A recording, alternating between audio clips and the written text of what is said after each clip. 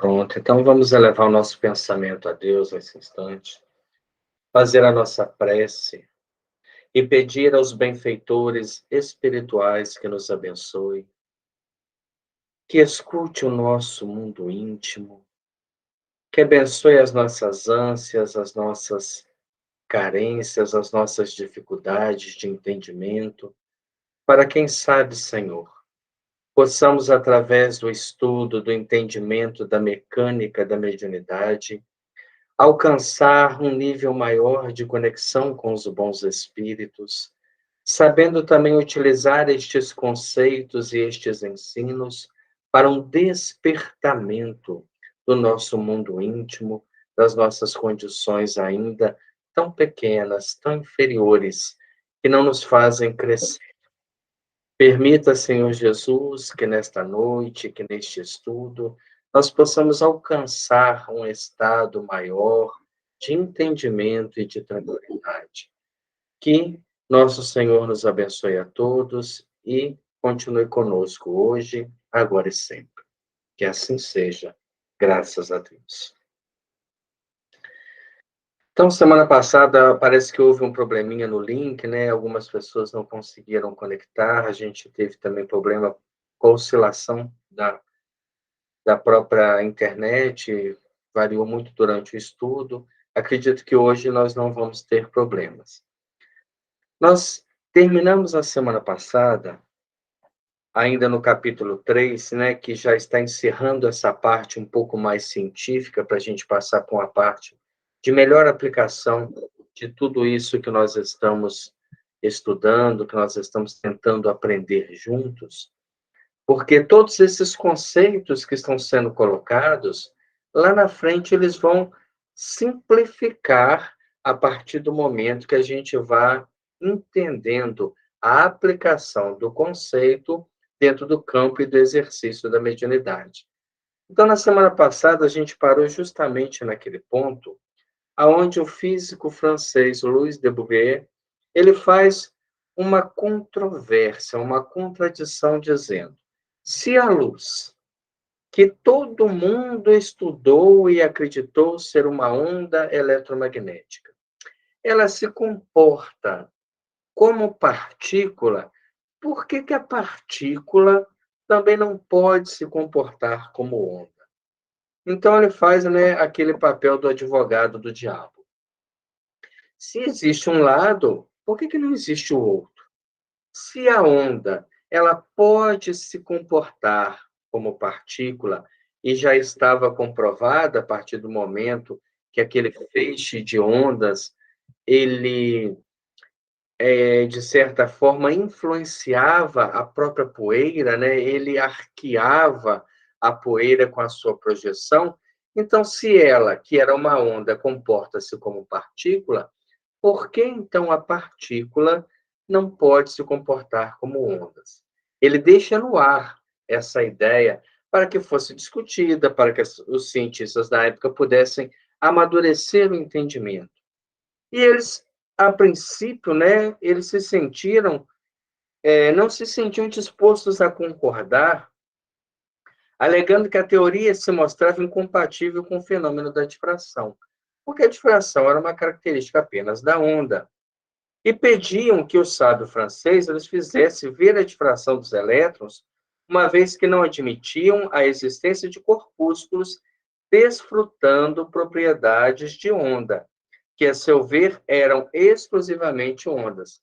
Então, o que que os físicos disseram? Olha, tudo bem que a luz faça isso. Agora, como é que eu posso acreditar que uma partícula física, que uma matéria densa, possa também se comportar como luz? Pouco tempo decorrido, dois cientistas americanos projetaram um jato de elétrons, partícula, sobre um cristal de níquel e registraram a existência da difração, de conformidade com os princípios de de Broglie. O que que eles fizeram? Eles, então, projetaram aquele jato de elétrons e houve a mesma difração que as ondas faziam. Então, foi aceita essa proposta. A onda se comporta como partícula, no caso da luz. E a partícula também pode se comportar como onda. A partir desta teoria, desta afirmação científica, desde então, ele coloca para nós, a mecânica ondulatória instalou-se na ciência em definitivo. Mais da metade do universo foi reconhecida como um reino de oscilações, restando a parte constituída de matéria igualmente suscetível de converter-se em ondas e energia. Então, todo o universo é um campo de energia. Parte dele está na condição de matéria, dos planetas, das estrelas, em torno das constelações, da poeira cósmica, e parte está na onda, né, em formato apenas de energia bruta. Parte está como partícula, parte está como onda. Mas mesmo as estrelas, com o passar do tempo, elas explodem, elas transformam, elas mudam de categoria, porque o universo está em mutação constante. Então, mesmo um planeta sólido como o nosso, ele pode, em determinado instante da sua existência física, geológica, desestruturar-se por completo e voltar ao estado de energia. Aliás, essa é a projeção científica para o nosso sistema solar. Nós temos uma previsão, né, que o próprio combustível da nossa estrela, ele tende a esgotar com o tempo, e ela então se reclassificaria em outra condição, levando com ela, com essa reclassificação, com essa explosão natural do consumo do seu próprio combustível atômico, ela vai levar consigo o sistema solar, que naturalmente voltará ao estado de energia primitiva para a formação de de novos planetas, de novos sistemas, de novas organizações. Tudo tem uma existência temporária, porque é matéria. A matéria, ela tem um princípio como fluido cósmico universal, uma existência temporária e a restituição no fluido cósmico universal. Observemos isso pelo nosso corpo físico.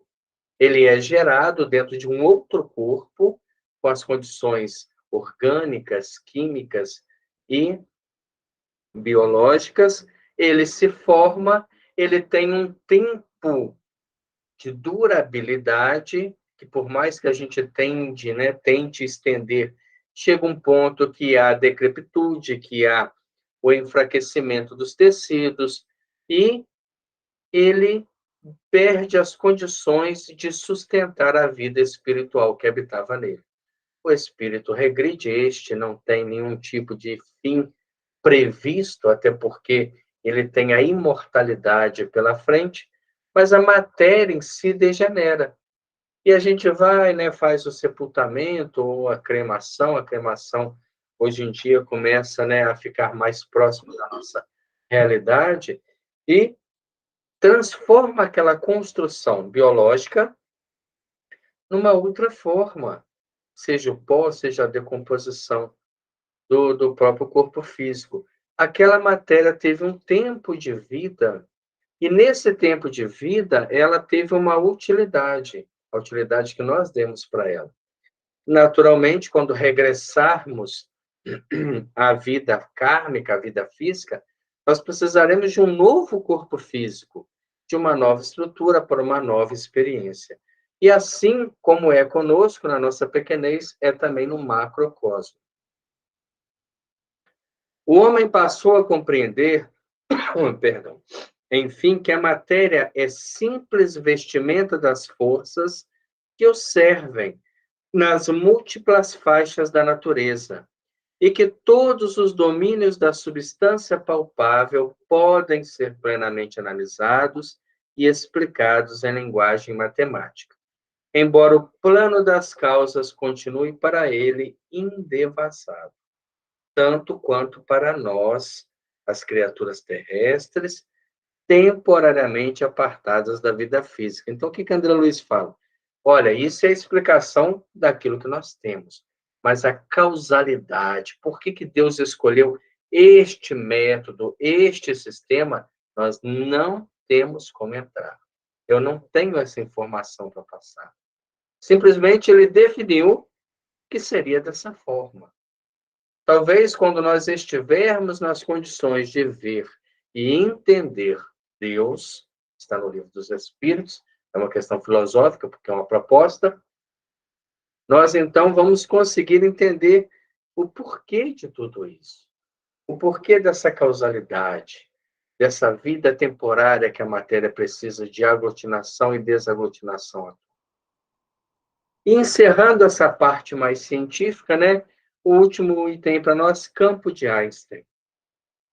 Conhecendo a gama das ondas, sabemos que a luz se desloca em feixes corpusculares denominados fótons. Não ignoramos que o átomo é um remoinho de forças positivas e negativas, cujos potenciais variam com o número de elétrons ou partículas de força em torno do núcleo, informando-nos de que a energia, ao condensar-se, surge como massa, para transformar-se depois em energia. Entretanto, o meio sutil em que os sistemas atômicos oscilam não pode ser equacionado com os nossos conhecimentos. Então, ele falou para nós temos a informação que a luz é uma projeção de fótons, que o elétron é um núcleo cercado por uma nuvem, perdão, o átomo é um núcleo cercado por uma nuvem de elétrons, que se nós aglutinarmos diversos átomos, nós vamos ter uma forma material em qualquer classificação que a matéria se coloque, e que se separarmos essa forma material, ela volta à estrutura de partícula e pode se comportar como ondas. Mas esse meio, essa realidade onde tudo isso acontece, onde o universo se instala, nós não temos como equacionar essa realidade. Até agora, diz ele, temos nomeado esse terreno indefinido como um éter. Contudo, Einstein, quando buscou imaginar-lhe as propriedades indispensáveis para poder transmitir ondas características de bilhões de oscilações com velocidade de 300 mil quilômetros por segundo, não conseguiu acomodar as necessárias grandezas matemáticas numa fórmula, porquanto as qualidades de que essa matéria devia estar revestida não são combináveis, e concluiu que ela não existe, propondo abolir o conceito de éter, substituindo pelo conceito de campo. Vamos tentar entender um pouquinho disso tudo. O espaço onde o universo está, aonde todas as ondas e todas as partículas estão, era dado o nome de éter. Mas Einstein tentando entender por que esse espaço também é uma matéria. Nós não podemos falar, fora da Terra não existe nada. Existe espaço. E dentro desse espaço, condições para que a luz viaje, para que as ondas eletromagnéticas viajem. Então, há ali um éter, há ali um oceano por onde tudo passa.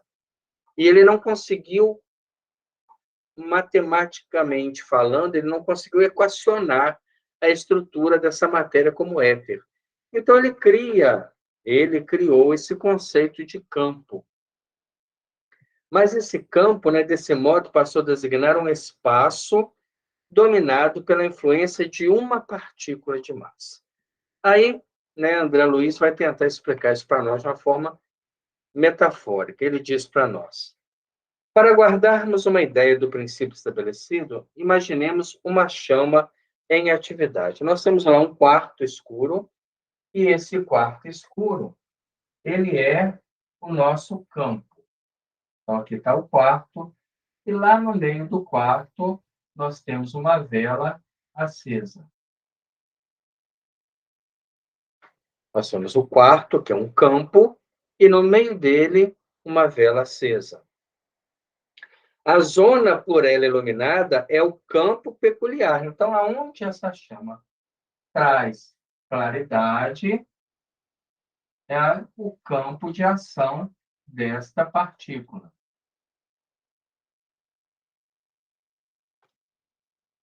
A intensidade da influência diminui com a distância do seu fulcro, de acordo com certas proporções. Então, o que ele está falando para nós?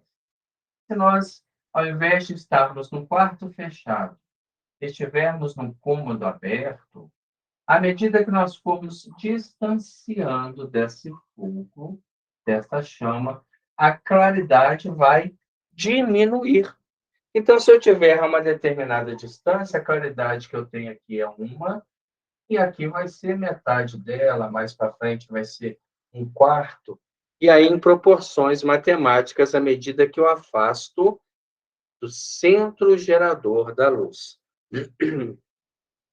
A revelar valor de fração cada vez menor, sem nunca atingir o zero, porque, em teoria, isso é uma teoria que ele colocou, né?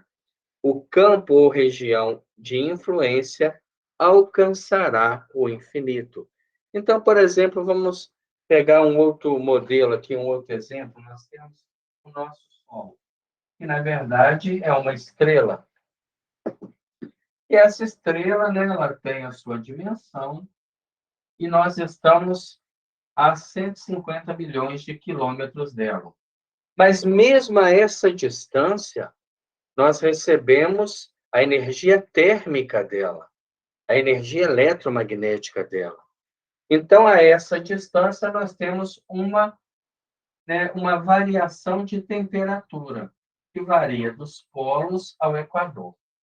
Mas se nós mudarmos, por exemplo, né, evoluímos espiritualmente, amanhã nós desencarnando da Terra, vamos reencarnar num planeta que está mais distante do Sol. Então, nós vamos passar por Marte, por Júpiter, que seria o planeta mais evoluído, segundo os espíritos, por Saturno, por Urano, e chegaremos lá em Netuno. A luz que chega do Sol a Netuno é extremamente menor do que chega à Terra, porque o campo que ele tem é muito mais distante. Então, se aqui nós temos uma intensidade, por exemplo, de um quarto da luz, aqui nós vamos ter de 1,32 dessa luz. Essa era a ideia de Einstein. Quanto mais distante daquele ponto, nós temos uma diminuição da influência daquela luz ou daquela partícula, sem nunca chegar a zero. Até porque o universo tem tantas fontes que se intercomunicam, como na proposta de Newton da gravitação universal. A proposição de Einstein, no entanto, não resolve o problema, porque a indagação quanto à matéria base para o campo continua. Da mesma forma que não tinha uma definição para o éter, para o espaço onde tudo se enquadrava, também não tem para o campo. Ele conseguiu desenhar para nós algo mais fácil de compreender. Mas e a matéria desse espaço, que compreende essa distância e todas as distâncias para todos os lados, já que o universo ele é infinito. Então, se nós estamos aqui, ele é infinito em todas as direções possíveis. E essa matéria, né, que nós temos, através dos espíritos, uma definição, quando ele diz aqui para nós: continua desafiando o raciocínio, o motivo pelo qual, escrevendo da esfera extrafísica, na tentativa de analisar mais acuradamente o fenômeno da transmissão mediúnica, definiremos um meio sutil em que o universo se equilibra como um fluido cósmico ou, né, o hálito divino. A força para nós inabordável que sustenta a criação. Então, quando a gente estudou lá na frente, né, a Trindade Universal de Deus, Espírito e matéria, matéria é tudo isso. A nível macrocósmico, e tem também um campo gigantesco a nível microcósmico. daquilo que pode ser observado e daquilo que não pode ser observado. Também não deixa de ser matéria, porque não se enquadra na inteligência suprema e no princípio inteligente. Então, nós vemos que a gente tem uma destinação a compreender, a dominar a matéria. A matéria, ela é um instrumento para o espírito. E se hoje nós temos, por exemplo, a ação, né, de um pedreiro que consegue converter toda aquela matéria básica do cimento, da areia, do saibro, da pedra, numa construção através do exercício da sua força física, da sua inteligência, da sua medição, nós também construiremos dentro desse campo, dentro desse éter, dentro desse universo, com a matéria que ali existe em estado latente, aguardando uma força mental, como ele diz, né? O pensamento divino, né? O hálito mental, o pensamento de Deus, que quando Deus, então, pensa o universo, se expande, ele movimenta essa matéria, ele dá forma, ele aglutina átomos, ele cria sistemas, ele cria constelações, ele organiza e mantém tudo isso perfeitamente dentro da harmonia perfeita do seu pensamento infinitamente superior. Então, é uma viagem entre ciência e filosofia que a gente fica assim, meu Deus, então e nós? Qual é o nosso papel nisso tudo? Será que o meu pensamento interfere nisso tudo, no nível macro e no nível micro? Esse é o quarto capítulo. É o capítulo que a gente começa agora e que a gente começa a ver realmente o nosso papel diante de todos esses conceitos que até agora foram colocados. Capítulo 4, matéria mental. Vamos só tirar isso aqui, né? Assis, Oi. eu achei interessante essa sua ideia que você falou aí de infinito, que a gente acha o infinito só para cima, né? Pois é, a gente. A O gente que, acha que que é é para para cima, né? e o que, que é para cima no universo, né?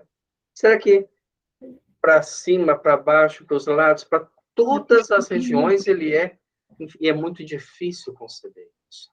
Às vezes, à noite, eu olho para o céu e fico pensando assim, meu Deus, o que será o infinito? Você vê aquelas estrelas distantes, né? Que a fulguração está... Mas ali é só uma vertente do infinito. Que, para tentarmos entender o infinito, teríamos que ter um círculo completo e enxergar em todas as direções, sem nunca alcançar o limite. Eu tinha uma pessoa que mandava para mim alguns experimentos, alguns vídeos, alguns debates religiosos, né? Graças a Deus, ultimamente parou. E certa vez, ela sempre criticando, né, a doutrina espírita, colocou para mim: cientistas encontram o fim do universo. Claro que era uma matéria paga, era uma matéria voltada dentro do entendimento religioso de um grupo, e aí mandou para mim como se a nossa visão do infinito fosse uma visão errada. Então, eu mandei uma pergunta para ela: e o que existe depois, né, do limite do universo? A casa de Deus?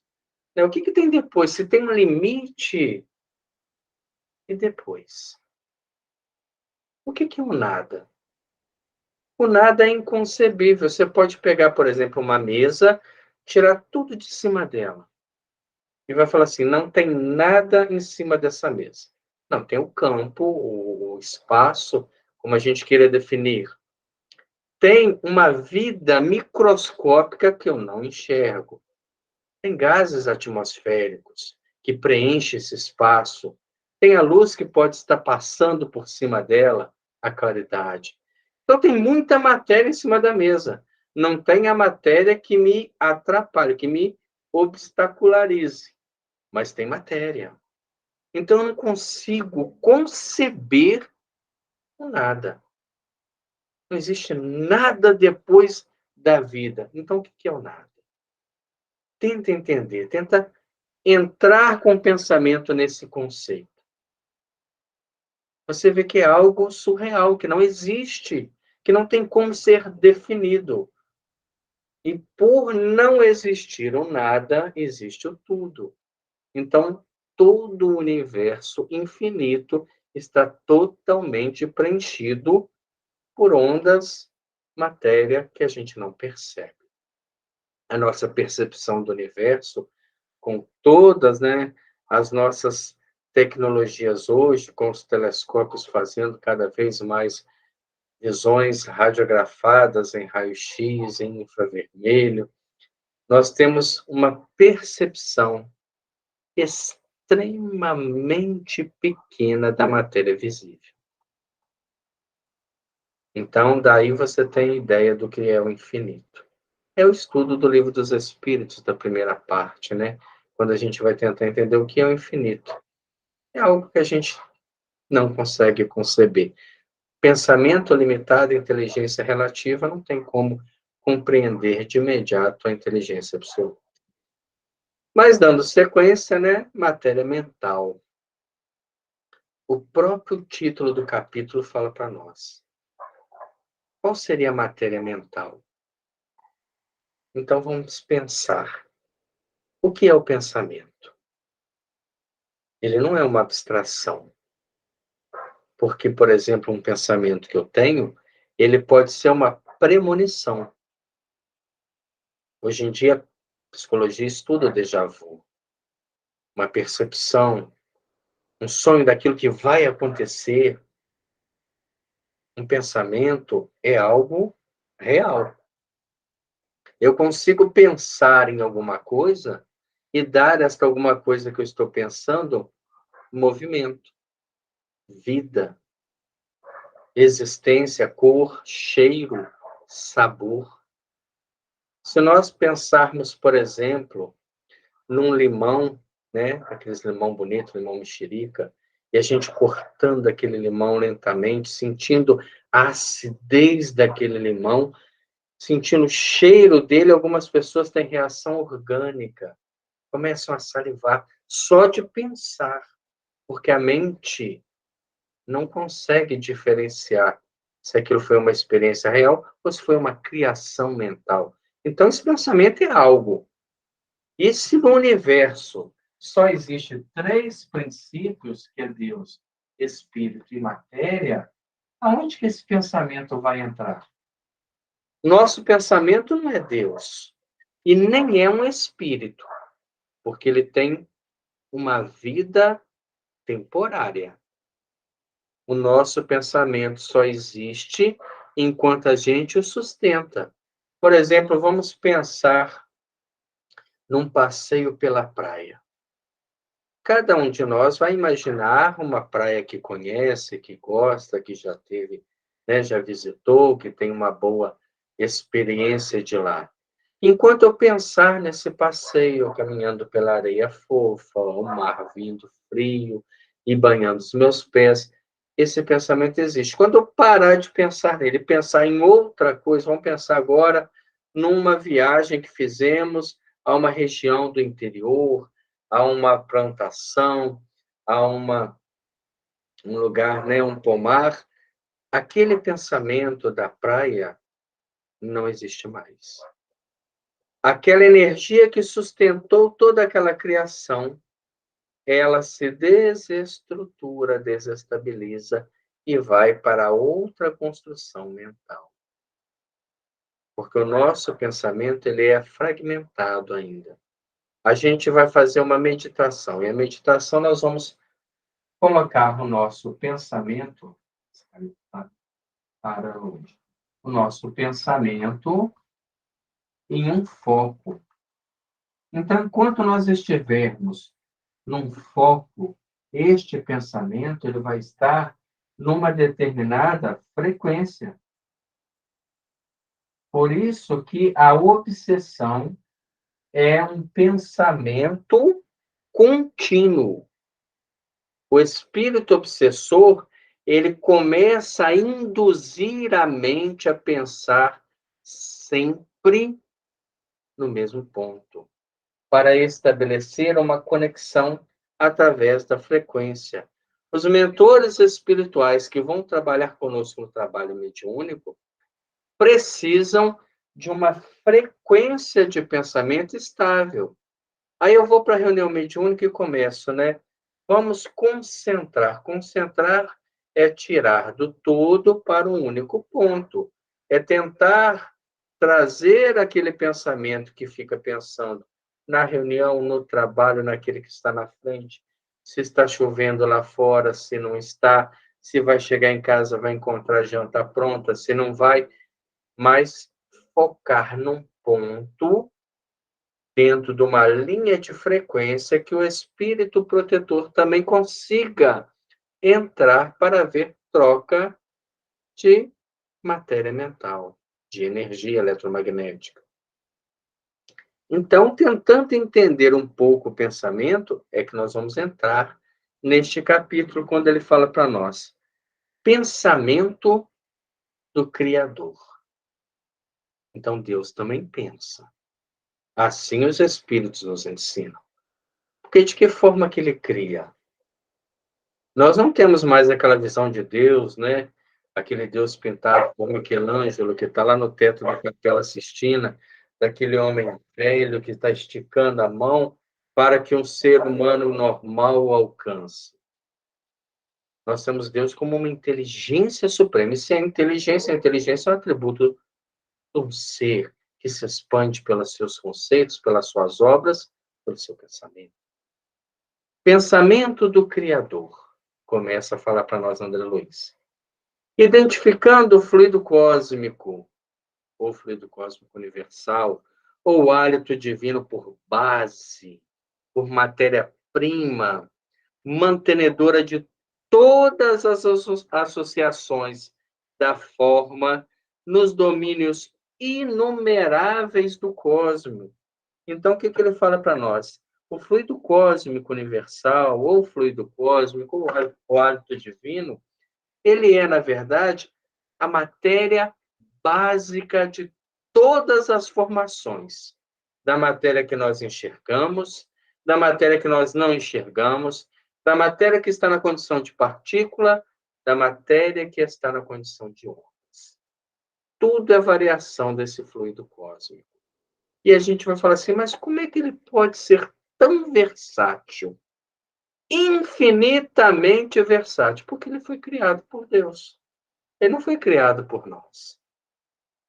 Nós vamos criar, por exemplo, algum tipo de invenção, né? Vamos supor que somos inventores. A nossa invenção vai ter uma utilidade.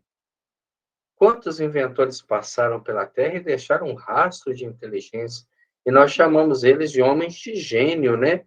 Porque criaram, por exemplo, equações matemáticas, porque criaram eventos, porque contribuíram para o bem-estar da humanidade. E realmente são comparados a nós.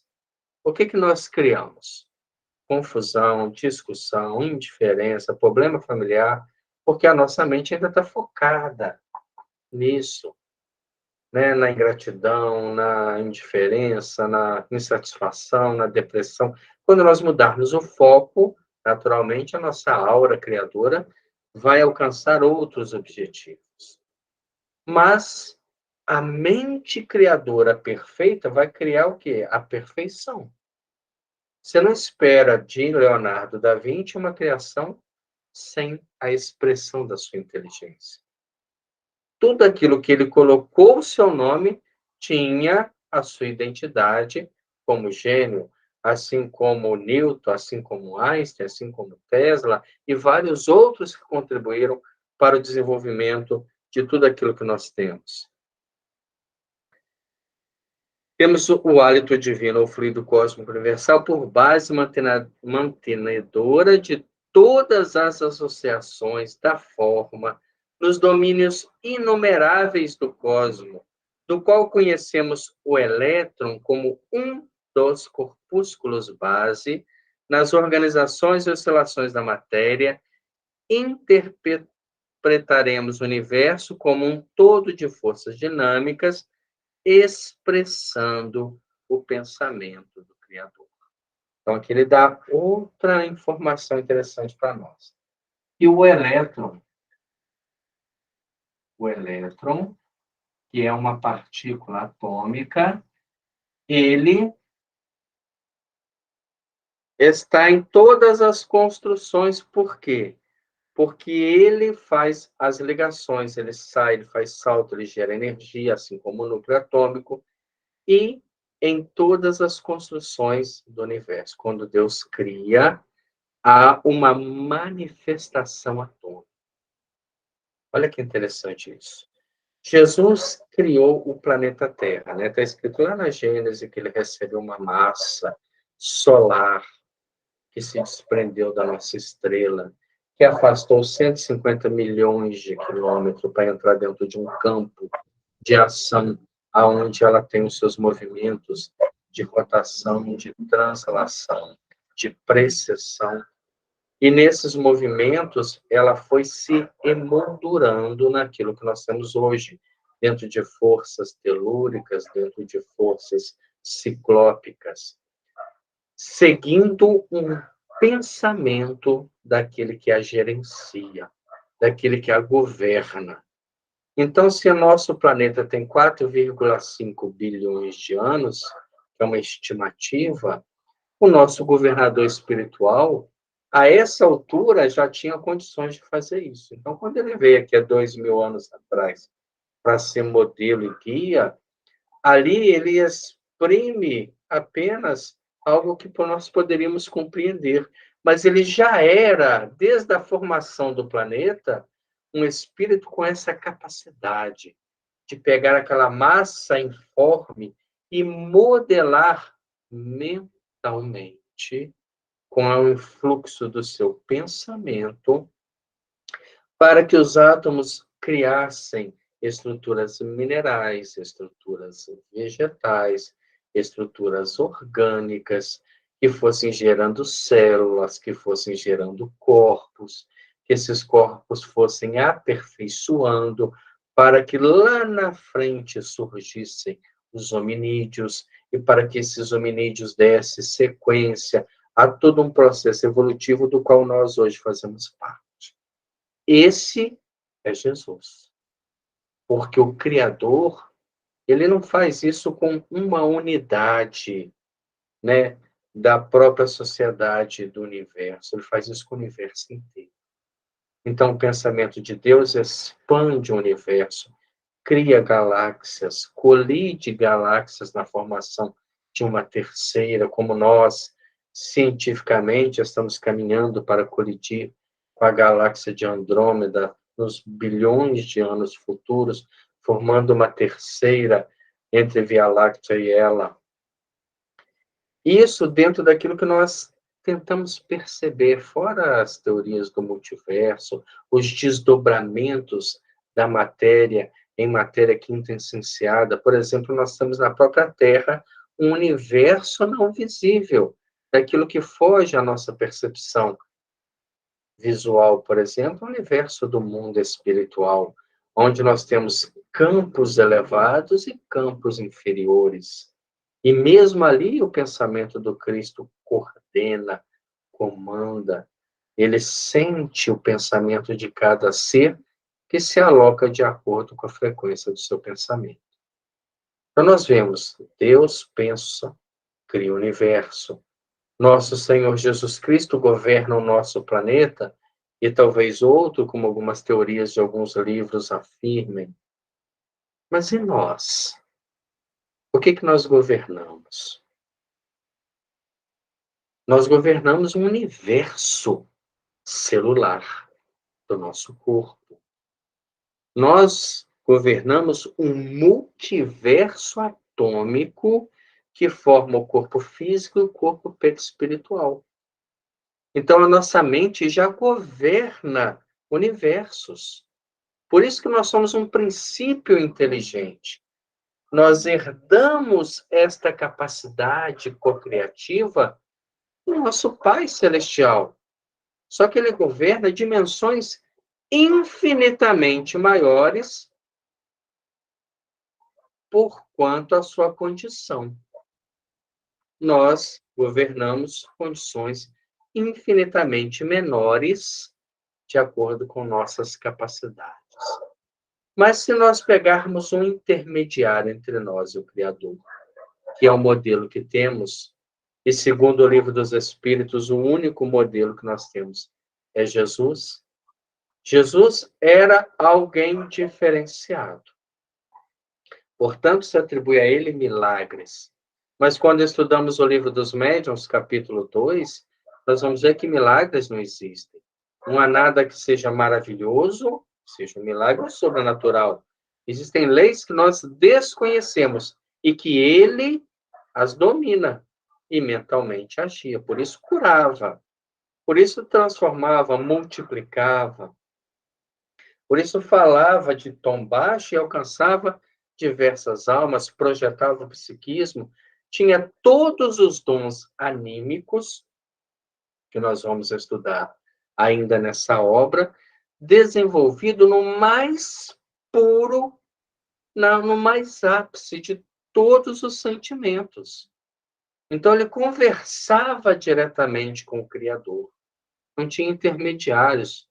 A gente ora para o nosso mentor espiritual passar para um mais elevado, para passar para outro, para chegar no departamento de prece, para que aquela prece seja avaliada, para ver se nós temos mérito para receber talvez algo que nós vamos pedindo anos e anos.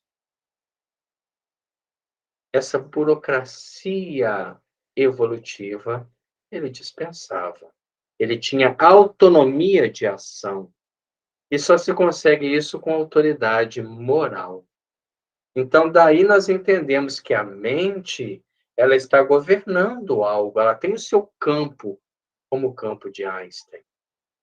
Se nós, por menor que sejamos, mas eu, na minha casa, eu sou uma pessoa que nem converso, eu não influencio ninguém, o meu serviço é um serviço extremamente humilde, eu não tenho expressão social nenhuma, mas eu estou comandando, nesse momento, trilhões de unidade criativa. Quadrilhões. Números exorbitantes de átomos que formam o meu corpo físico, que formam o meu corpo espiritual, de células que coordenam toda a metabolização do corpo físico e todos os processos energéticos do corpo espiritual estão sob o comando da minha mente. Por isso, matéria mental. Esta matéria está sob o comando da minha mente. O DNA do meu organismo está sob o comando da minha mente. A saúde do meu corpo físico está sob o comando da minha mente. Por isso, que Juvenal anunciou a frase: corpo são é sinal de uma mente saudável, que gera energia salutar e que faz com que aquele corpo, mesmo com expressões de doença que são expurgos, possa alcançar um estado salutar de bem-estar.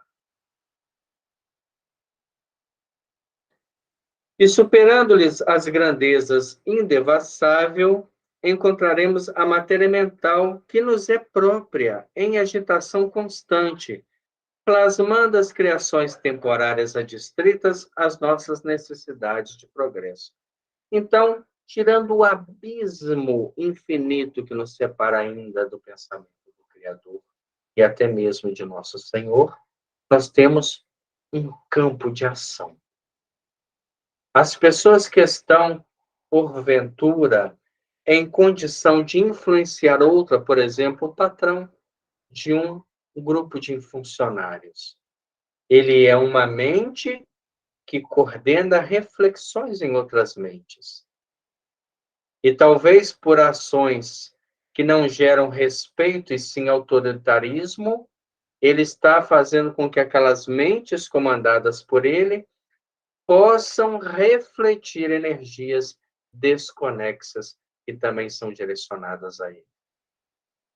Quando nós pegamos um governador em qualquer setor de comando político, desde o mais simples ao mais importante no quadro social, ele é alguém que vai estar comandando um rebanho de mentes. E essas mentes vão estar agradáveis ou desagradáveis, favoráveis ou desfavoráveis, segundo as suas ações baseadas nos seus valores e princípios. Então, quando uma mente dessa que governa muitas tomba, ele carrega consigo uma energia destrutiva daqueles que direcionam matéria mental. Por que a gente está batendo muito nesse ponto, né? Para ver como é que se faz macumba. A gente acha que a macumba é aquela oferenda onde nós pegamos alguns objetos e colocamos numa encruzilhada. Aquela ali é uma expressão de energia, sim. Mas nós fazemos o dia inteiro com o pensamento. Quando eu penso mal de uma pessoa, eu já fiz uma macumba para ela, um mau trabalho espiritual, porque eu metabolizei a energia do fluido cósmico universal, eu intensifiquei nessa energia o meu sentimento negativo daquela pessoa e projetei. E a pessoa recebe aquele influxo e desequilibrada que talvez esteja, que raros são aqueles que estão imunes com o pensamento elevado na maior parte do dia, ele acaba se sensibilizando com aquela projeção, tendo uma série de sensações desagradáveis. E aí a gente começa a ver, meu Deus, então eu tenho que parar de pensar. Não podemos. Porque pensamento é atributo do espírito. Nós nunca vamos parar de pensar. Nem quem está em estado de coma. O estado de coma é um estado orgânico debilitado e não espiritual. Nem aqueles ovoides que a gente lê nos livros dos espíritos que foram se entregando à hipnose profunda e perdem a forma física, mas são unidades de pensamento que estão sugando a energia vital de algumas pessoas para manter-se naquele vínculo desagradável, naquele vínculo inferior. Quando a gente decide romper essa cadeia de energias inferiores, aumentando a frequência do nosso pensamento, nós começamos a conviver com uma espiritualidade muito mais agradável. A pessoa que chega à casa espírita desesperada, porque tem toda a sua família desequilibrada, são um retrato social da atualidade. Nós vemos a necessidade de entendermos o processo do pensamento, porque tudo começa nele. Todas as construções, positivas ou negativas, saudáveis ou insalubres, começam com a nossa decisão de aderir ou não ao pensamento. Aí alguém pode dizer, mas qual que é o trabalho da obsessão, então? A obsessão nada mais é que um indutor, que é alguém que nos estimula, que observa as nossas energias mentais para que lado que elas estão indo e estimulam para que essas energias continuem prevalecendo, desequilibrando, desestruturando, abrindo campo mental, o campo de Einstein, da nossa influenciação mental, para que eles comecem a gerenciar o nosso pensamento. E daí para frente a nossa atitude, numa ação completa, aniquilando a nossa vontade. Então, se começa no pensamento, também encerra nele. Nós precisamos de entender o processo para melhorar a nossa capacidade co-criativa. No macrocosmo, diz ele, e no microcosmo, tatearemos as manifestações da eterna sabedoria que mobiliza agentes incontáveis para a estruturação de sistemas e formas, em variedade infinita de graus e fases, e entre o infinitamente pequeno e o infinitamente grande surge a inteligência humana, dotada igualmente de faculdade de mentalizar e co-criar, espalmando para isso os recursos intrínsecos à vida ambiente. Então, o nosso pensamento não serve apenas para a manutenção da vida, porque para a manutenção da vida os animais também conservam. Eles têm a sustentação do calor, da alimentação, da procriação, do descanso. Aqueles que têm algum pensamento além disso já saíram dessa fase. Os que têm metas, os que têm vontade, os que têm desejo de crescer E, a partir daí, a coordenação dos pensamentos vai gerar a manipulação de todas as energias que estão à nossa volta. Se o fluido cósmico universal é um oceano infinito, onde todo o universo está dentro dele, nós também estamos. E o que movimenta essa matéria sutil, ora na forma de ondas, ora na forma de partículas, é o nosso pensamento. Nos fundamentos da criação, vibra o pensamento imensurável do Criador. E sobre esse plasma divino vibra o pensamento mensurável da criatura, a constituir-se no vasto oceano de forças mental em que os poderes do espírito se manifestam. Então, nós começamos a ver que não somos criaturas totalmente destituídas de força. Pelo contrário, enquanto estivermos pensando, estamos agitando todo o universo. Claro que nem sempre o nosso pensamento é um pensamento positivo, aproveitável, elevado, que gere algum tipo de expectativa. Na maioria das vezes é um pensamento mundano, comum, ligado muitas vezes ao julgamento, à precipitação, ao deboche. E esse tipo de atitude nos afunda quase as questões mais simples da criação. Mas quando encontramos pessoas que vibram num grau muito superior do pensamento, essas têm uma capacidade anímica muito grande.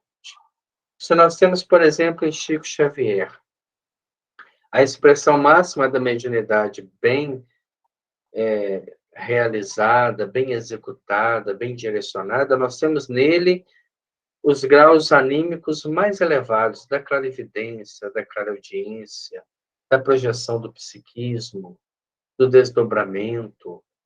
Nós temos, por exemplo, uma história onde estava ele e Divaldo conversando, e ele pede a Divaldo que lhe contasse uma história. E Divaldo, né, muito empolgado por estar perto de Chico, conta-lhe a história de uma jovem equivocada, que sofreu muito, né? Conta toda a sua narrativa ao sabor da sua emoção. Quando ele termina de contar, o Chico diz a ele: Divaldo, enquanto você me contou, eu estive no mundo espiritual naquele instante. Eu olhei as anotações, os registros acásicos e vi o final da história que você desconhece. Então, vou lhe contar o final da história para que, a partir de agora, você conte ela por completo. Aí a gente pergunta, mas como é que uma pessoa consegue desdobrar-se ali em estado, né, completamente desperto, ir ao mundo espiritual, registrar parte daquela história, retornar e ainda contar ao de volta para que ele pudesse contar a história completa? São recursos que nós temos. E por que a gente ainda não desenvolve? Porque o nosso pensamento ainda está muito preso às necessidades materiais, à manutenção da vida. Nós ainda não estamos olhando os pássaros no céu, nem os lírios do campo. Nós estamos ainda naquela busca incessante da estabilidade e do conforto, necessários, mas não extremamente primordiais para a vida. Quando alcançarmos o equilíbrio da predominância do espírito sobre a matéria, quando alcançarmos esse objetivo, com certeza, os poderes do espírito, como ele cita, suas capacidades, vão desabrochar em nossas almas como oportunidades de crescimento espiritual. Nós vamos parar nesse ponto para não abrirmos um novo tópico e deixarmos pela metade. E vamos, desde já, agradecer a Deus este momento, esta reflexão, pedindo aos benfeitores espirituais e sabendo que no momento que a gente está orando, que a gente está conversando com os nossos mentores, nós estamos fazendo uma conexão de ordem superior, uma conexão maior, de mais qualidade. Por isso, Chico mesmo dizia, se soubéssemos a importância da prece, passaríamos o resto dos nossos dias de joelho. Então, não é a necessidade de ajoelhar materialmente, mas moralmente. Abrir-nos à dignidade da presença dos benfeitores espirituais, pedindo que nos abençoe a todos. Que abençoe nosso pequeno grupo de estudo, que abençoe o Lar Cristão Paulo de Tarso, que é o foco das nossas irradiações sempre que termina os nossos estudos.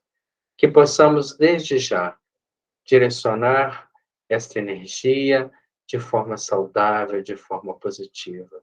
E que possamos começar a meditar, Senhor, sobre a importância de nosso pensamento, bem direcionado, ou como um barco totalmente abandonado, sendo levado pelas correntes marítimas do comodismo e dos valores atuais da sociedade. Quem sabe não é hora de pularmos e nadarmos contra a correnteza pelos valores da fé que hoje professamos. Muito obrigado, Senhor. Continue conosco hoje, agora e sempre. Que assim seja. Graças a Deus. Agradeço a todos que ficaram aí presentes com a gente nesse estudo. Hoje